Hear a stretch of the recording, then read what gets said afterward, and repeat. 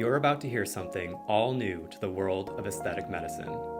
5 of the country's most credentialed surgeons, each at the top of their specialty, having the honest conversations that shape exceptional results. This is where surgical expertise meets collaborative excellence. This is Aesthetic Authority. So, hey, Dr. Quatela. So, today is exciting, and we're going to be talking about the art of natural results. And I think that that's obviously a hugely important topic in our field and is something that is discussed probably at every consultation in every plastic surgeon's office across the country. It might mean something a little bit different to each person, which is maybe something we can get into. But and another thing that I'm excited about with this conversation is that, you trained me. You've been doing this for a little bit longer than I have, and so you have seen different trends throughout the years that I haven't really seen. And so I'm excited to hear your perspective on that. But there's always been, I think, sort of a tension, if you will, between getting really profound kind of eye-shocking before and afters and getting really, really natural results. I think a lot of times those things dovetail and go together, and then sometimes maybe they don't, which is maybe something we can get into as well. But should be a fun conversation. Yeah, I agree. I think the thing about this topic, especially in this day and age of social media and Instagram and TikTok, is that everybody's idea from a surgeon's perspective of what a natural result is different. Right. Right. And so sometimes I'll see something posted on Instagram and supposedly very natural, but it falls short. It's not natural to me. Sure. It may be natural to you or it may not be natural to you. And so I think the definition of what is natural and what consists of something natural varies. And also the expectation of what surgery can do has changed over the years. For sure. Especially in the arena of like facelifting, for example, that has changed dramatically. So I think we need to focus on exactly what it means to be natural. And I think there are some key components of facial features that if you change in an untoward fashion, tend to look more unnatural. It's hard to make you can make a neck look unnatural, but it's harder to make that look unnatural than it is eyes, for example. Sure. Sure. Yeah. And, I think that, as you said, what surgery can achieve has changed over the years. And it reminds me, this is a line I actually use in like a ton of my consultations. And it's from a friend of yours, a person I know, but I wouldn't necessarily call him a friend, but a very prominent surgeon in our field, which is Neil Gordon. So I'm going to name drop him for a second because he had a really, really good line at a conference a year or two ago. And he said, he had 2 lines, both kind of talking about this issue. And he said, everybody wants a conservative surgery until they get one. Right. And then the other thing he said was, I think it was I'm paraphrasing, but it was conservative surgery isn't necessarily natural surgery.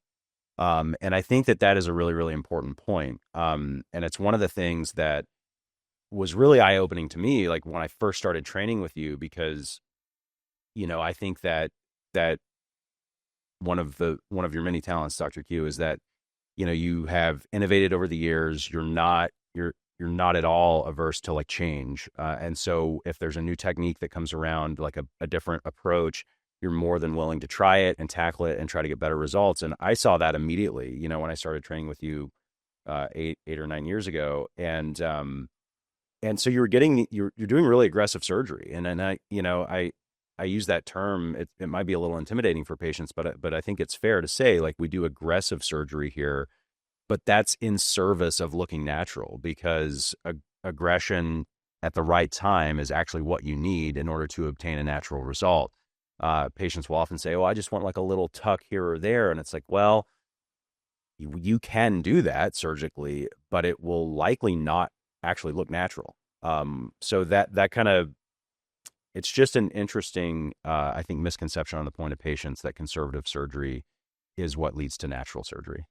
Yeah, and it's interesting that you bring that up because I think over time we've become a little bit more aggressive to get a better result. it's changed the conversation with patients, like I can remember very vividly 20 years ago, if someone had large submandibular glands and they looked like two bulges in the neck, we would say, these are your glands and this is where they are and Yeah. they stay there. Yeah. And they were to accept that those glands were part of a quote unquote natural result. Sure. And do people still want to see two lumps on their neck? No. Right. And so, we, at the expense of creating an unnatural quote unquote result, we get a better result. Right. Right. And I think that has changed dramatically. But going back to the point I made earlier about eyes, scanning studies have shown that people spend about 80% of their time looking at someone's eyes, and then they go down to the lips. They rarely go down to the neck. Sure. And sometimes, the statement of the compliment of, no one's noticed that I had something done, and yet their neck looks dramatically better, is because people don't look at people's necks. Right. They make eye contact, Right. they sometimes read their lips. Yeah. And that's how it goes. So it's interesting, like you change somebody's eyes, even just the interim of postoperative healing. Sure. It's the first thing someone else notices. Yeah. And if you change them permanently in a way that doesn't look natural, I think that's a huge tip-off that something has been done. Yep. I completely agree. And that's actually one of the things that I've heard from patients that's been most surprising to me over the years, is that they will, some of my best results, frankly, in the neck, maybe a great facelift patient, and they will say, literally nobody's noticed. And sometimes they're disappointed about that. Sometimes they're happy about that. That just kind of like differs from patient to patient, what their particular personality and how much they want to reveal about what they've had done. But it's so true that like people tend to not really notice what your jawline looks like. That's right. I mean, the most common comment is, oh, you've lost weight. Yeah. Right. Right. It's not like you've had a facelift. Right. And so Right. that's very interesting.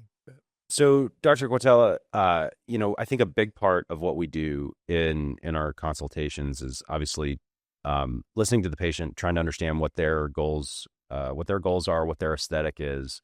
And one of the things I've talked to you about this sort of off camera a lot as my mentor, and something I frankly struggle with a lot is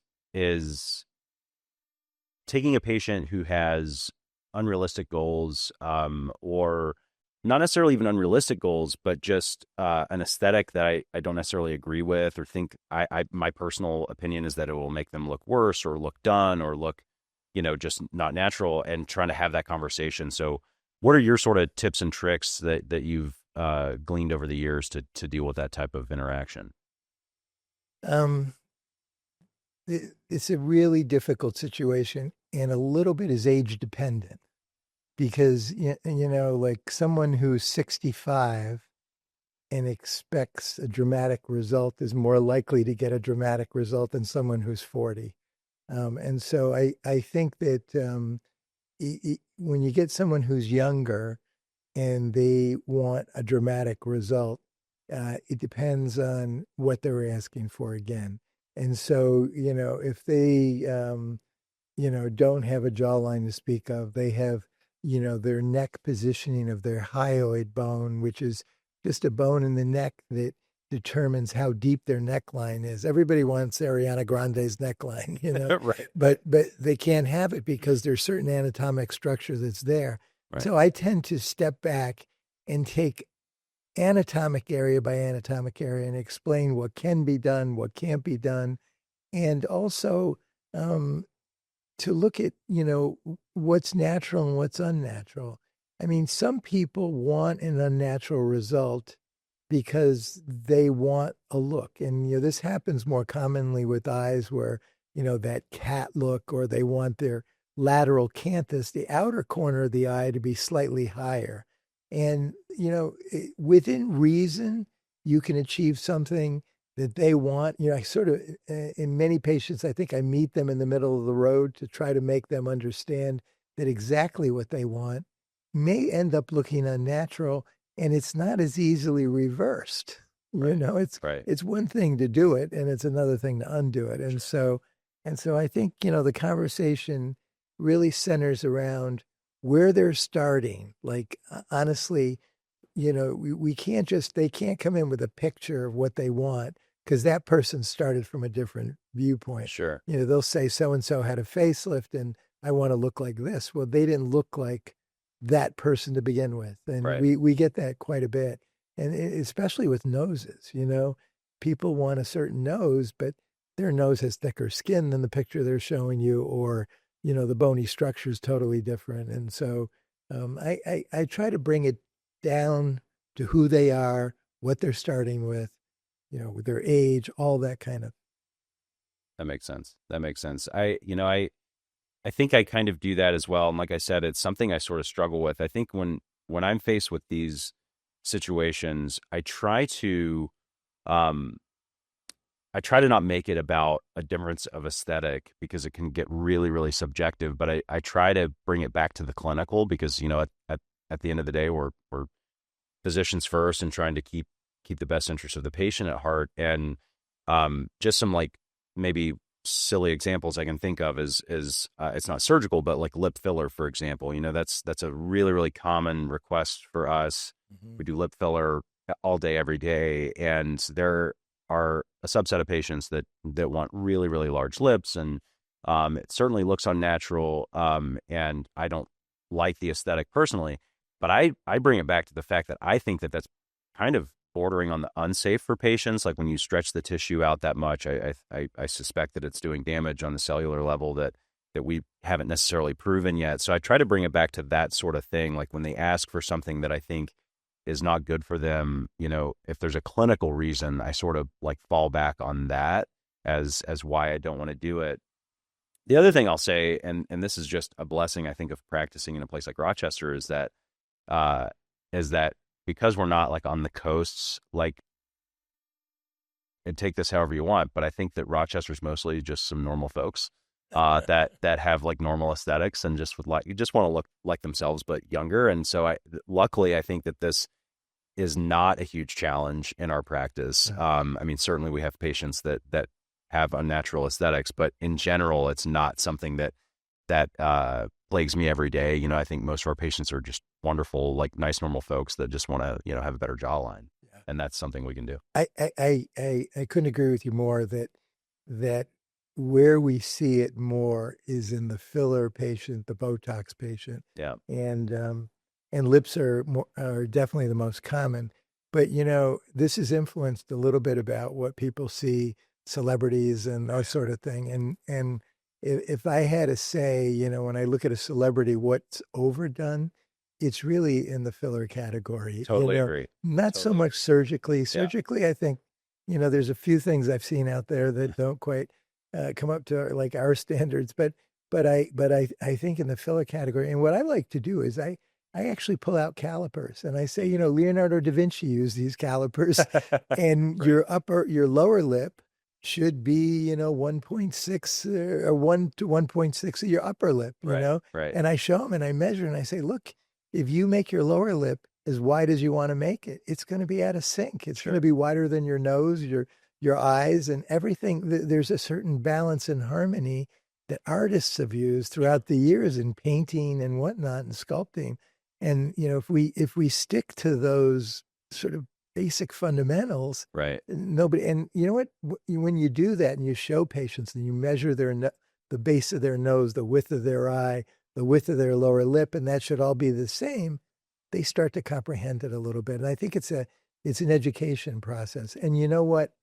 The filler category is a little different because they can step out of your office and a minute later go to another office and get a little bit more. And it's the one place where they don't have to cross that threshold into the operating room. Yep. And they can actually overdo it on their own will. Yeah, absolutely. It's fun. This is very validating for me because you and I haven't really talked about this off camera, but I've come to the same exact conclusion because in the social media world, I think we've even done posts about like evaluating celebrity results and guessing what they had done and doing this whole analysis. And even outside of social media, patients ask me all the time, like, did you see so-and-so's result? What do you think they had done? Is that a facelift? Is that a blepharoplasty, eyelid lift, whatever it is. And then that always sort of snowballs into the whole discussion about them looking unnatural. And I've kind of done deep dives just sort of on my own time, like trying to analyze these celebrities' faces and really sort of see what they had done and on down the line. And I think very strongly that the really, really unnatural results are coming in the filler space and not from surgical results. Not always, as you said. I mean, there's certainly some surgical results out there that fall short, but I think the biggest culprit is fillers and overdone Botox.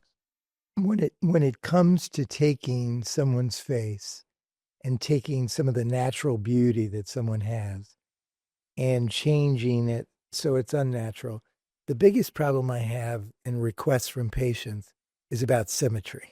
Mm-hmm. I think back, I had a patient care coordinator long before Brooke, and she had the most crooked smile. Her one side of her face was maybe 20% smaller than the other side. And because of that, her smile was crooked. She was beautiful. I mean, absolutely stunningly beautiful, but she was so asymmetric. And I have patients who come in seeking symmetry. Right. And I don't know about you, Alex, but like, I would say that 90% of the faces I look at are asymmetric. Like if I took half of their face and made two right halves or two left halves, one would be wide and one would be skinny. And I just think that when someone comes in and they're slightly asymmetric and they're trying to create symmetry, that they're now taking what's really natural for them and making it unnatural. And it's not enough to say that this symmetry goes right down to the skull. I mean, if I was holding the skull and I was looking at it, I would see a different shape orbit. One jawbone would be slightly bigger than the left and right would be different. And so I think when we start trying to achieve symmetry in someone who has a very natural asymmetry, we're taking natural to unnatural. Yes. I completely agree. And on the symmetry discussion, that's something I feel like I have every day. There's this idea of symmetry is so overblown in our industry. I had it this week, with a patient. And the example I always use is we used to have this software that would you could have the patient's picture up on the screen, and you could just with the cursor pick a midline, and you could totally arbitrate where you wanted that midline to be. You could move it here, you could move it there, but wherever you moved it, the software would then mirror image one side to the other. So you could get perfect symmetry, and you could play with it to try to get the absolute perfect looking face. And no matter what you did, no matter where your cursor would fall, you kind of looked like an alien because, perfect symmetry is not achievable, and it's not really how we're supposed to look. Right. And that's kind of how I explain it to patients is like, you want symmetry, but you think you want symmetry, but you really don't, because that starts to look a little bit alien, a little bit odd. Not to interrupt, the value of the postoperative photographs that we take is as important to a plastic surgeon as an electrocardiogram is to a cardiologist, because I can't tell you how many people postoperatively will look at themselves closer than they did preoperatively and say, oh my gosh, my right cheek's more swollen. And then you bring up the pictures, the preoperative pictures, and sure enough, her right cheek's bigger than her her left cheek. And absolutely, that's a very common finding. Well, and it's funny too, because we were talking earlier about how like nobody actually notices your jawline. I start to wonder sometimes, do patients even notice their jawline? Because I've had this happen recently too. I had this really amazing facelift result, and I would put her on a billboard, and she, I think, was a little underwhelmed with it. And then when I showed her the before and after, like her jaw just dropped. She's like, "Oh my gosh, I didn't realize that I looked like that." Right. Like, well, you came in here, to me, like looking like that. I just, worked with what I had, and then she was thrilled once she saw the picture. So to your point, like the pictures just like make our practice. The reality is that we look at people from all aspects. Right. I don't think most people have seen themselves in a 3/4 or a pure lateral view. Right. So they look at the mirror and they see what they see. Sure. And when you analyze a face from all dimensions, it's a totally different. It is. I recently had a very interesting experience, like just thinking about the idea of um, person's identity and how their own facial harmony um, plays into their identity, and how we have to be always working to keep that identity, and not change the way someone looks, to them. Like we want to make, it's a really weird concept, but this idea of making someone look better, but not look different. Patients tell me this all the time. Like, I want this to look different, but I don't want to look different. And it's like, well, what do you mean? And I think we kind of intuitively do know what they mean. They don't want to lose their identity, but they want some specific aspect to look better. And so I had a really interesting experience recently with this really beautiful, wonderful patient for rhinoplasty, and she had a very large hooked nose, like a large, what we call dorsal hump, and she hated it. And she wanted to get rid of it. I did the morphing on the computer like we always do, especially with rhinoplasty. And the nose that I drew for her, I thought it was a beautiful looking nose, and she just kind of didn't like it. She didn't really feel comfortable with it. She didn't like she just didn't like her face after this beautiful nose I drew on it. And so she didn't really say anything then. I could tell she was a little underwhelmed. We just said, hey, let's table this discussion for right now. She went home. She thought about it. She came back for another consultation, and she explained like what she didn't like about it. And the reality was she hated her dorsal hump, but she didn't want it to go away completely because it was kind of part of her. She felt like it, I think, maybe tied her a little bit to the way some other members of her family looked. And so we redid the imaging, keeping some subtle like curvature to her dorsal hump, and she loved it. And thankfully I was able to execute that in the OR. And she to me, it's kind of an underwhelming result because it's not what I drew. It's not what I had in mind. She is probably my happiest rhinoplasty patient to date. Yeah. Because she's thrilled like with the way it came out. She has kept her identity, but she got the change she wanted to see. It's been a really sort of an eye-opening experience for me. My second year in practice, I had a similar situation, only we didn't have morphing. Oh, yeah. And so I went ahead and put a chin implant in, took away the hump, very natural looking nose. And this patient sunk into a deep depression. Ugh. Because she felt like she lost her persona and she lost who she was. And it is an interesting story. I ended up taking the chin implant out to give her more of what she looked like before. And we were on, and I actually sought psychotherapy consultation because she was really depressed about this.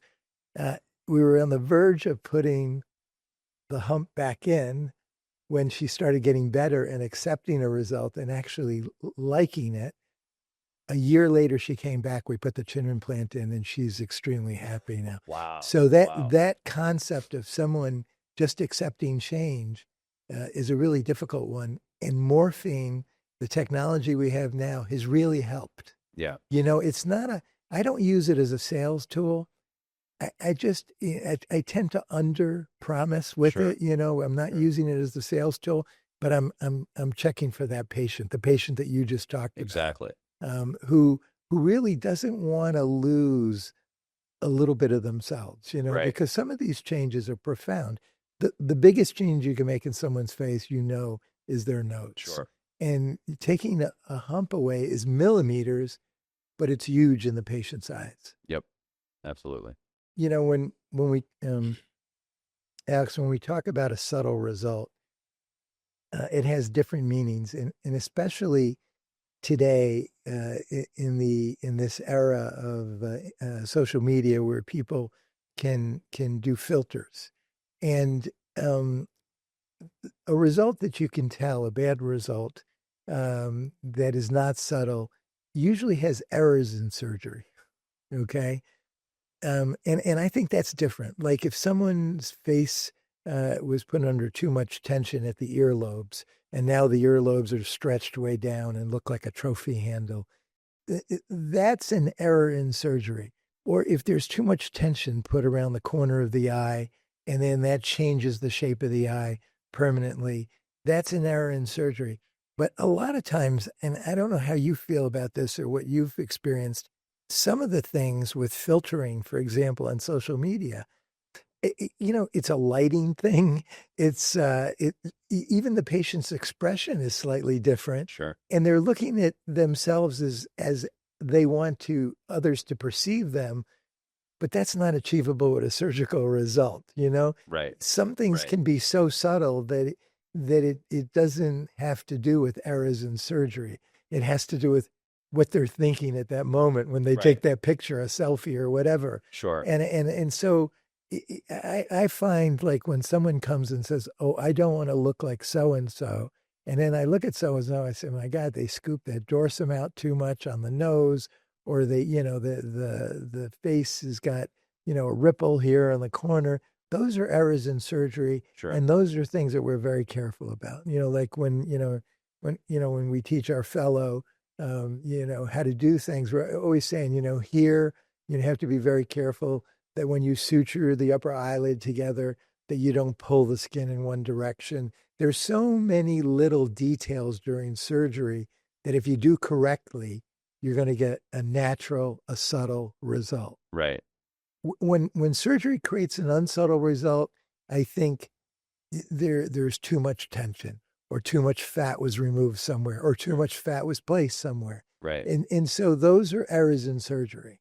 The subtleness that sometimes patients want doesn't always come from that. Right. I agree. And I think that's something that, again, talking about my training with you, I learned very, very early on, is that in order to achieve these natural, subtle results, sometimes that means subtle surgical manipulations, but sometimes it doesn't. And sometimes it's literally the opposite. And so I think there's always in surgery, at least at the Quatela Center, there's always this kind of balance between aggression and softness with respect to what you are doing at that exact moment in time with that exact tissue that's in your hand. There are times when you do need to pull really hard on the tissue. If you're lifting the deep plane and lifting the SMAS below the skin, that's an area where a lot of times you do want to be really aggressive with your suturing techniques to tighten as much as you can. However, when you're then manipulating the skin over top of that, you want to be very, very gentle to avoid that pixie ear and not have too much tension on your skin. So, like, the vectoring and the tensioning is kind of everything in facelifting surgery, and knowing how to balance that aggression with conservative maneuvers is kind of everything in our field. And I think maybe what separates a really good plastic surgeon with a keen eye and aesthetic from someone that's maybe a little more sloppy. I had a patient recently that I think demonstrates this. She had a facelift somewhere else, I think in the state, and she was just unhappy with the result, and it looked a little unnatural. It looked a little bit like she had a facelift, and she didn't want that. She wanted something that you couldn't tell.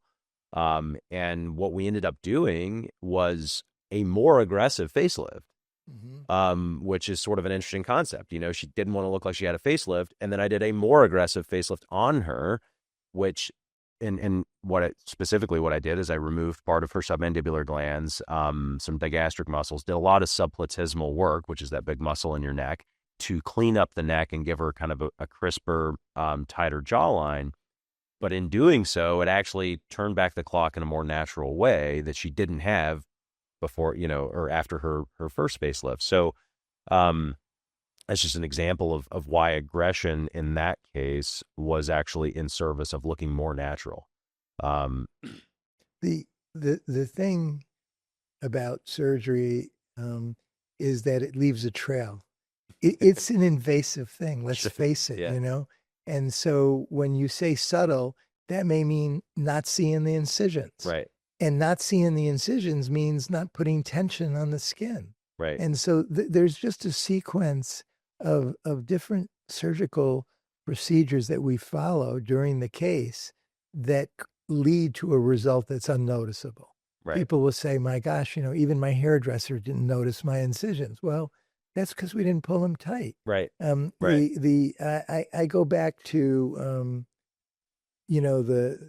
a young patient that I had years ago, and came to me. And he was 25, unfortunately, and he was unhappy with his face. And we a small percentage of our patients have body dysmorphia and Sure. look in the mirror and they see somebody totally different. And I remember saying to him, the only thing I might consider doing is just taking a little fat out of your cheeks, because he didn't like the fullness. Well, of course, he went away to another physician and had a facelift, forehead lift, eyelid surgery. And his scars, because this was young patient who you pulled their skin tight, ended up becoming, enlarged and hypertrophic. And, that plagued him like almost the rest of his life. And so I think, the concept of subtlety is something that's very complex. And with patients, it doesn't always mean the same thing. True. True. And this is like a little bit out in left field, but I thought a lot about this notion of why patients are coming in here obviously looking for a result, and sometimes they want it to be a dramatic result, but the vast majority of patients want it to look as if they had nothing done, which is again a sort of an interesting concept. And so all these little techniques, making scars look as invisible as they possibly can, making skin look like it's not under tension, all these things come into play. And it just makes me think about how, the genesis of our field was really, was not in the cosmetic space so much, but in the reconstructive space with respect to, patients that had these horrible injuries from the world wars, and so everything we started developing was trying to make it look like nothing happened. This horrible injury happened, a bomb, a bullet, a bayonet, or whatever. And everything we did was in service. I say we, the forefathers of our field, everything they did was in service of making it look as if that injury never happened. Right. And that has carried on to this more cosmetic space where we're just trying to make it look like the thing that has happened in this case is not a war injury, but aging. And we're trying to just make it look like it didn't happen. And so everything we do is to just try to make it look like nobody was ever there. Right. And it's a fun challenge. Yeah. So, Dr. Quatela, you've been doing this a number of years. So I'm curious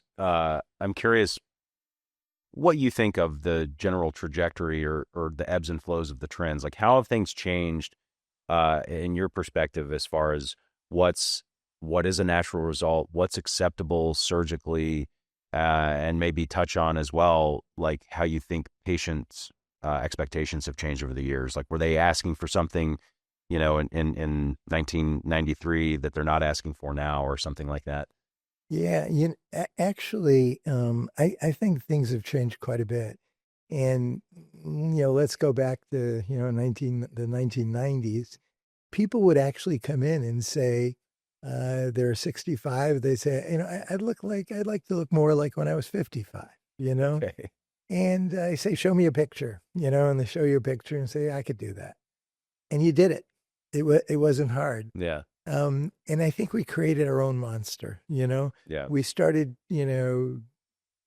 crossing, sort of boundaries that we wouldn't cross before, and this is true in the neck, in the neck, you would do a platysmoplasty where you just tighten the muscle, maybe some liposuction, and then, that would be it. And the neck would be like it was 15 years ago. Sure. But today, because we've become more aggressive and the necks can look better than they did 15 years ago, not maybe even better than they looked when they were 25, because they had a genetic neck, a very full neck. So do they come in saying that they want to look like they did 55? No, because we post these results now that show a neck that they never had. Yeah. And people want to look better than they ever did. Yeah. And that's a change. That's a big change. And so I'm very careful, because you get that occasional patient who wants to look exactly like they did 15 years ago. Mm-hmm. But when you show them, is this the kind of neck you want, or is this the kind of neck you want? Show me a picture when you're 55. They almost always opt to look better Yeah. than they did. That's fair. That's fair. Yeah, that's an interesting point you make about patients, maybe before looking to just kind of turn back the clock 10 years or so. Because I think that's definitely not what we're seeing now. I mean, obviously I don't have the perspective that you have. I've only been doing this 6 or 7 years, but I do think that, as you say, we've kind of created a monster, and social media, and not just social media, but just the technology we have in our hand in general, the ability to morph and filter our own pictures. I am seeing that more and more in my patients. I think, I think the 65-year-old that wants a better jawline is still a relatively easy patient to take care of. But some of the more challenging patients are the 25-year-olds who have morphed their face on a filter and are now looking at results on a screen that they think are easily achievable surgically, which is, I think, just a common misconception. People think if you can do it on Photoshop, you can do it in the operating room. And sometimes that's true, but I think a lot of times it is not true. And trying to wade through those expectations can be very difficult. So creating your own monster is definitely something that we deal with in this industry, albeit not as much as I think some physicians, because as I said at the beginning of this podcast, I think, Rochester is a very nice place to practice, and it's not something that we necessarily have to deal with on a daily basis. But it's sort of always, I think, maybe in the background subtly, I mean, even the 65-year-olds have their Photoshop or whatever, whatever facial morphing thing they have on their iPhone. So it's interesting. It's a very interesting topic in this day and age of AI.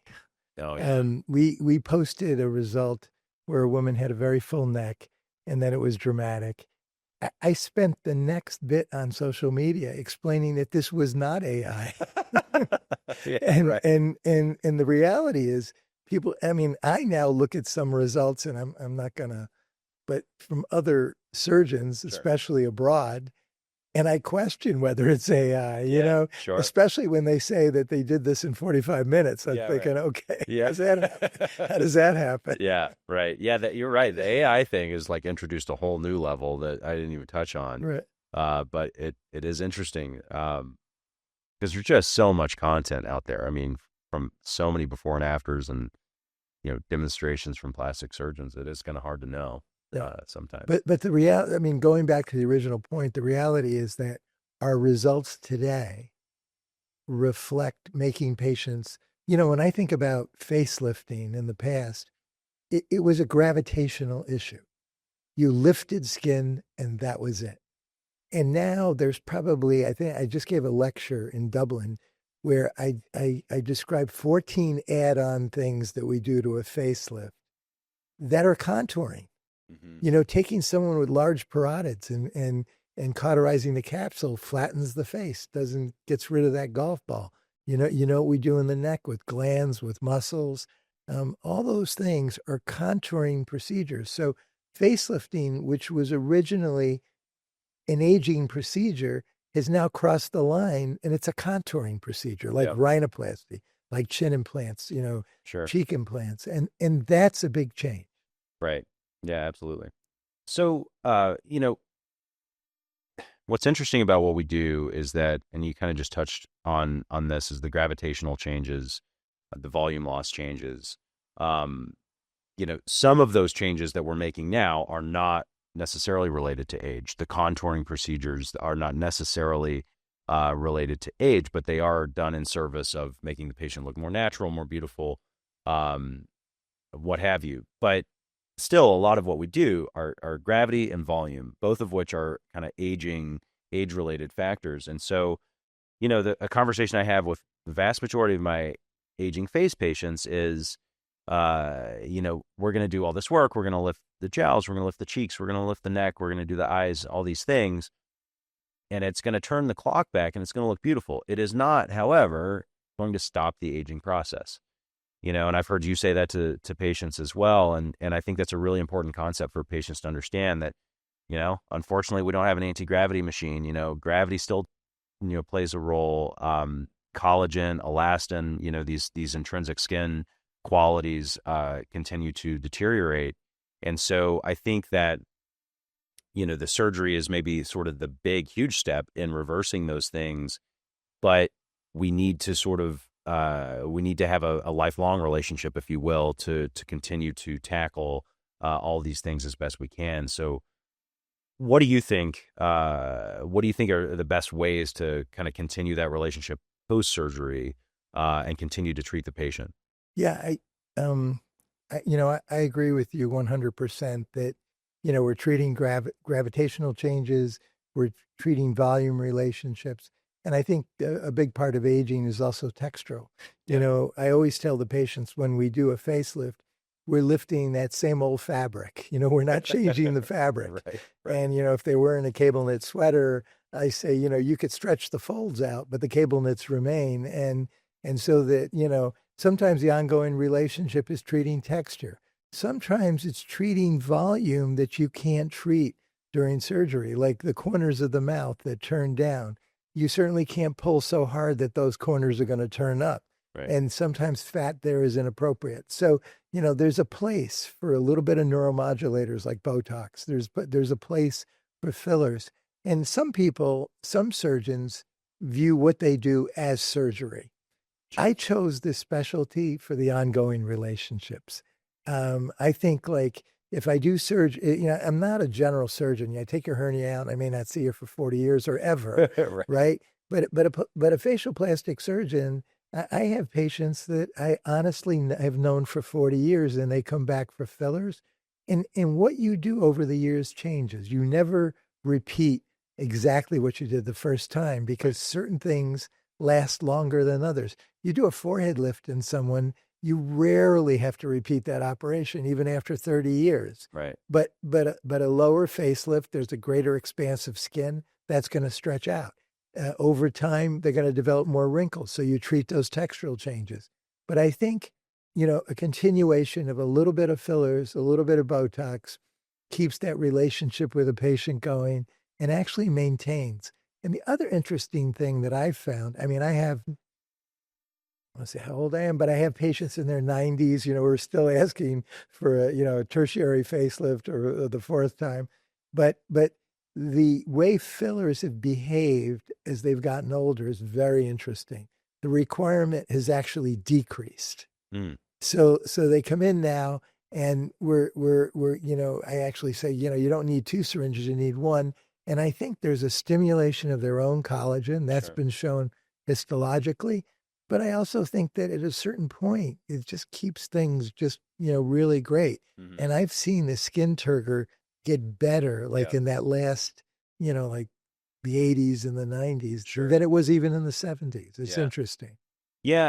And that's a point I make to patients a lot too, is that, if you take maybe a 70-year-old patient with heavier jowls and more volume loss in the marionette line area, it's a patient that, you could do filler on, but the result's going to be really, really lacking.